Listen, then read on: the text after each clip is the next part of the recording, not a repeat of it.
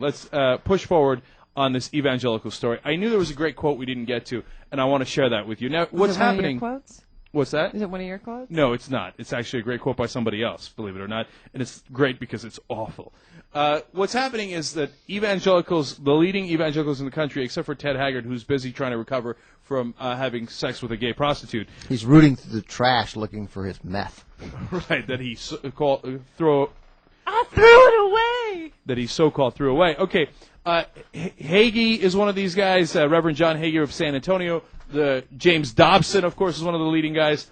They've created Christians United for Israel. And what they do, and we've talked about this on the show before, and the fact that the mainstream media wasn't covering it more is one of those stories that it was driving me crazy, because it's as if like, oh, no, ignore it. They're not really saying that. That's so crazy they can't really be saying that. Bob Simon, 60 Minutes, that did the sort of piece that got us into it. Exactly. And to be fair to the mainstream media, obviously we saw it on 60 Minutes, and that's part of the mainstream media. Now the New York Times has a big story on it today, and they spell it out.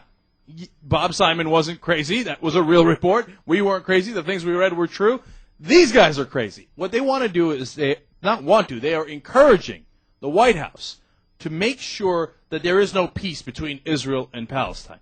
And specifically during the Lebanon conflict, they went there to beseech the president that they not have a ceasefire. I beseech you.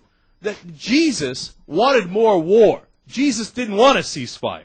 So they went to the president and said, whatever you do, do not be even-handed. Don't restrain Israel against Hezbollah in any way, shape, or form. According to Hagee, he said, tell them to, quote, let Israel do their job by destroying the Lebanese militia and the civilians along with them. That's unfortunate, but hey, Israel's got to do their job. Well, one of Jesus Christ's greatest teachings was pick up your sticks, throw your stones, war with your neighbor. Yeah. I must have missed that part in the Bible, but yes, apparently, according to Hagee and Dobson, that is true. It was tucked right in there under or between love thy neighbor and help the poor. Yeah, Jesus was very, very big. It's people don't quote this part of the Bible, and I find it staggering. There's a lot of talk in the Bible about collateral damage. Totally. Jesus was huge on collateral damage. Don't judge him on his sandals. He was a very tough warrior. Yeah. And he said, before you turn the other cheek, make sure you obliterate the other side. Right. Hagee called the conflict, quote, a battle between good and evil, and said support for Israel was, quote, God's foreign policy. God's foreign policy. So you can't argue with that because it's God's foreign policy. If God wants it, it's over. By the way, among the advocates of this policy, it should be noted for all you Republican supporters out there, was Tom DeLay.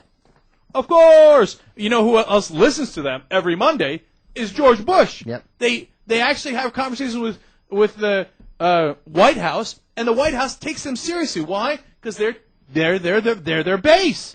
And these guys, their base is lunatics. Let me keep going here. Let me interrupt really fast.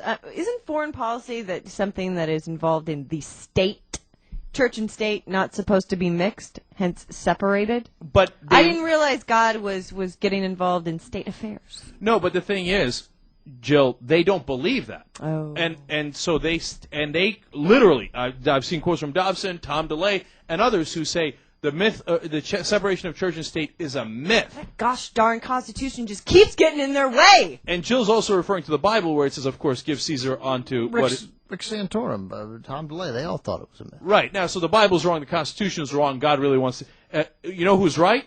Taliban, Al-Qaeda, they say the church and state should be mixed. Absolutely. And apparently, they have all the fundamentalists, Christian or Muslim, have an agreement here.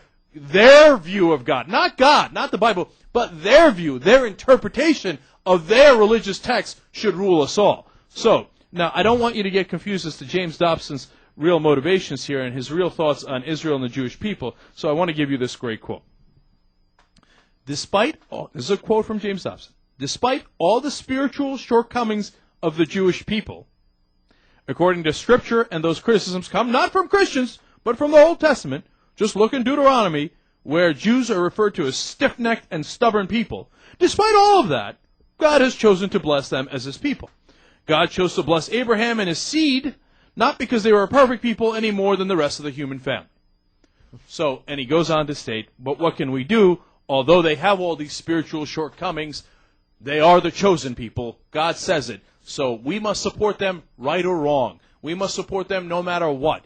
And why? Because the Bible says it, and the Bible says Jesus will come back after we do that and suck all the good people up into the sky and leave all the rest of you heathens and non-believers and Jews and Muslims and the rest of you to die a fiery death here. These people should not be appeased. They are not a legitimate voice in America.